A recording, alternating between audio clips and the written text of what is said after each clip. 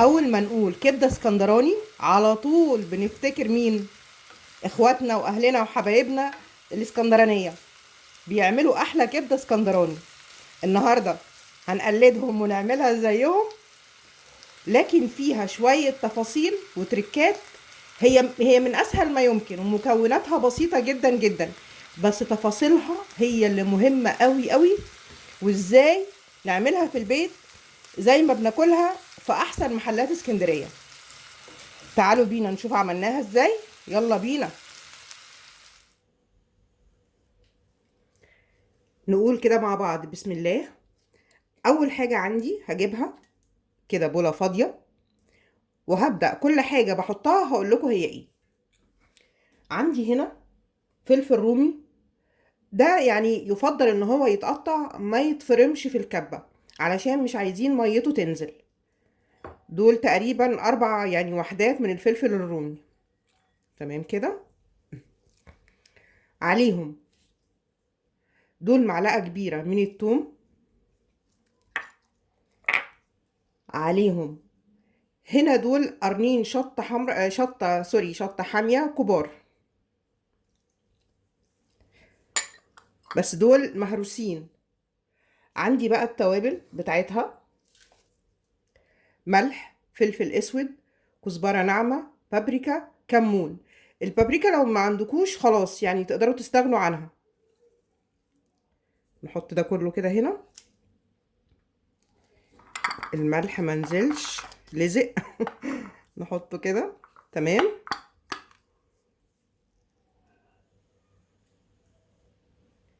انا هنا عندي ربع كوباية من الزيت زائد معلقتين كبار. انا هاخد دلوقتي منها معلقتين وهنشوف الباقي هنعمل بيه ايه. بسم الله. هناخد معلقتين نحطهم على الخلطة دي كده. هنخلط بقى الخلطة دي كده مع بعضها كويس جدا جدا.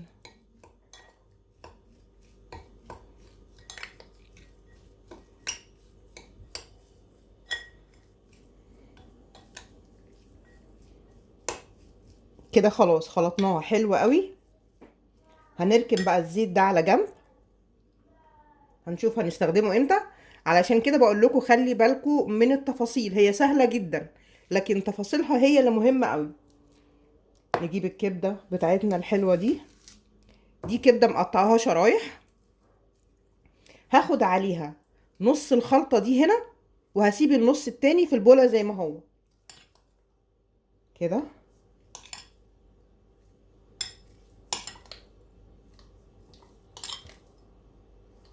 حلو الكلام.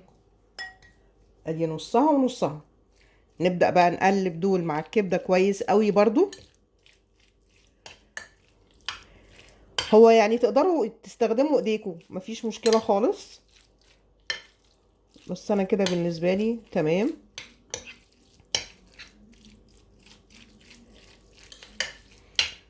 طبعا زي ما احنا عارفين الكبدة لازم يتحط لها خل وليمون، لكن مش في المرحلة دي خالص. هقول لكم هنحطه امتى. ودلوقتي بقى ناخدها ونروح بيها على البوتاجاز ونبدأ نطبخها. يلا بينا. مهم قوي ان الحاجة اللي هشتغل فيها تبقى واسعة، حلة بقى ووك طاسة زي ما انتوا عايزين.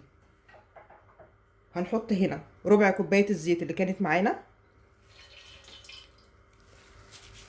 يعني طبعا عايزة اقول لكم في اسكندرية المحلات ما بيحطوش شوية زيت كده صغيرين زينا، بيملوا الحاجة اللي بيعملوا فيها زيت، بيحطوا فيها زيت كتير جدا.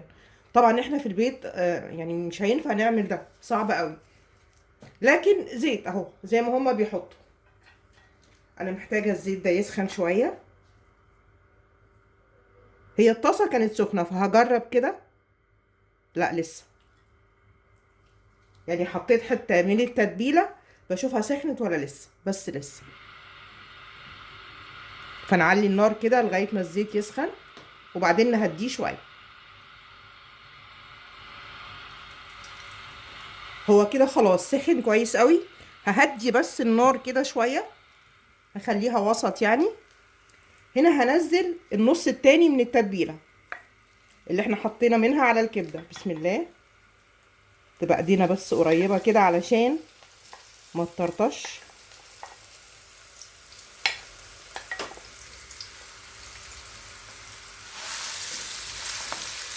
نقلب.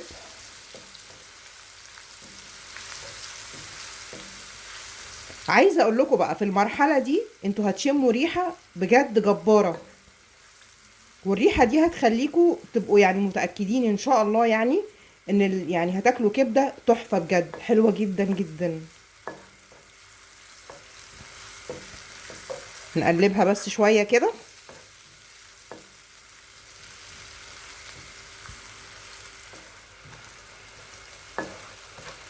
كده ريحه كل حاجه حاطينها طلعت.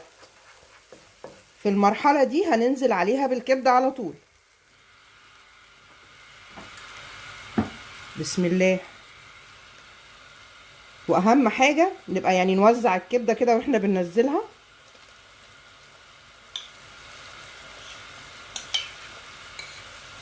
كده ننزل كل حاجه معانا.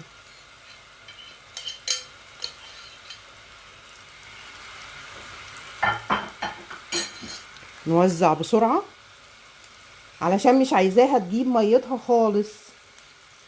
وطبعا في المرحله دي احنا معليين النار مش موطيينها ولا وسط. انا بوزعها زي ما انتم شايفين، انا مش بقلبها خالص. مش هقلبها دلوقتي غير لما لونها يتغير.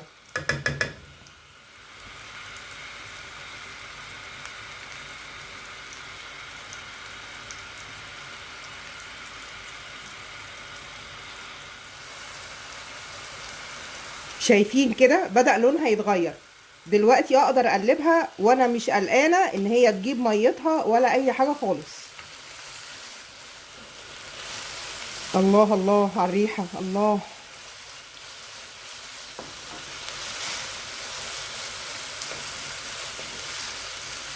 والكبده ما بتاخدش وقت طبعا زي ما انتم عارفين، ما بتاخدش وقت خالص في السوا. 10 دقايق ربع ساعه بالكتير وتبقى جاهزه معانا.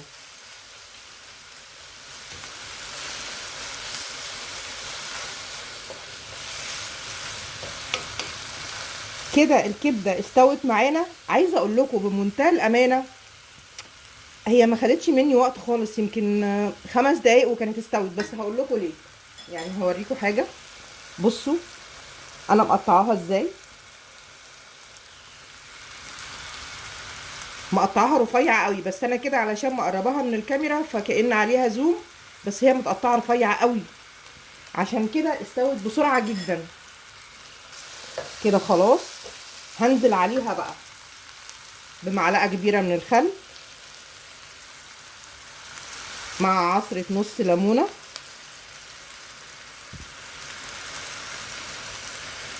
كده. وهنزل عليها باخر حاجه عندي فلفل رومي متقطع شرايح كده. دول حوالي 3 حبات. ندي تقليبه ونقفل خلاص كده. انا بحط الفلفل ده في الاخر علشان انا عايزاه يبقى فيه قرشه حلوه كده واحنا بناكله. بس كده. الكبده بالذات ما ينفعش نقرص عليها في السوا، مش هتبقى حلوه وهتبقى ناشفه. بصوا انا ما قطعتش الفيديو كده خلاص، انا خلصت. انا دلوقتي هطفي اهو النار معاكم. انا كده طفيت النار، بس انا هغطيها لاني عايزه اعمل لكم معاها شويه طحينه كده في السريع حلوين قوي قوي.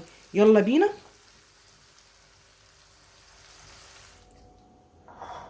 مجهزه هنا ميه سخنه هضيفها على الطحينه اللي انا حطيتها.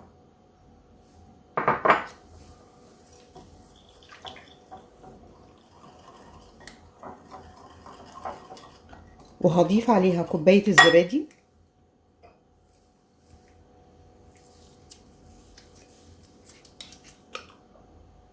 دي كوباية زبادي صغيرة.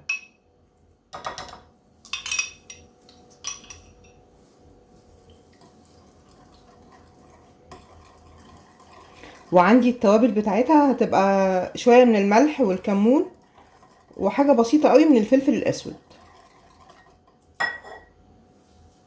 كده التوابل، وهحط معاها شوية من التوم كمان كده،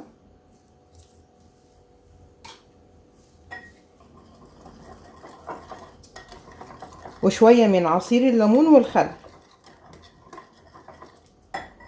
هنا انا حاطه عصير ليمون وخل مع بعض كده.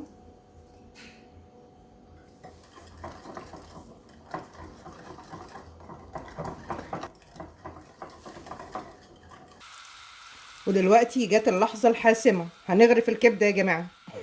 ريحتها جايبة اخر الدنيا بأمانة يعني. هي الوك تقيل قوي على ايديا، فانا ايه، مش عارفة انزلها كلها مرة واحدة. بصوا الجمال، يا الله. بالهنا والشفا ليكوا يا جماعة مقدما والله.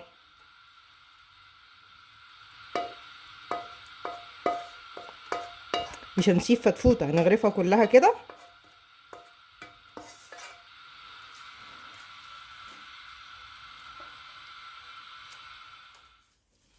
نبدأ ايه نوزعها كده على الجرجير.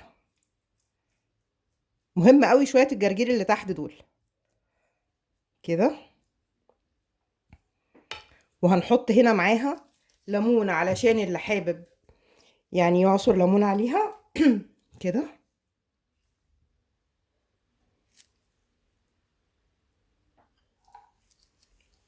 ممكن بقى على وش الكبدة كده نديها كده ايه تاتش صغنن قوي من الطحينة، شكل كده بس. هي معاها الطحينة جنبها وكل حاجة. حط حتة هنا كده صغننة بس كده. الطحينة بقى انا بحب احط عليها شوية كده رشة صغننة من السماق. لو ما عندكوش يعني ما تنزلوش تشتروا سماق مخصوص، هي كده زي الفل بس كده. مع حتة نعناع كده صغننة تدي شكل بس كده في الطحينة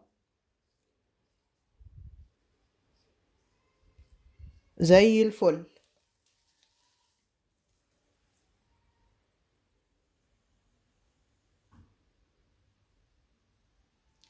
يا رب فيديو النهاردة يكون عجبكم، وبألف هنا وشفا ليكم، ونتقابل تاني على خير إن شاء الله.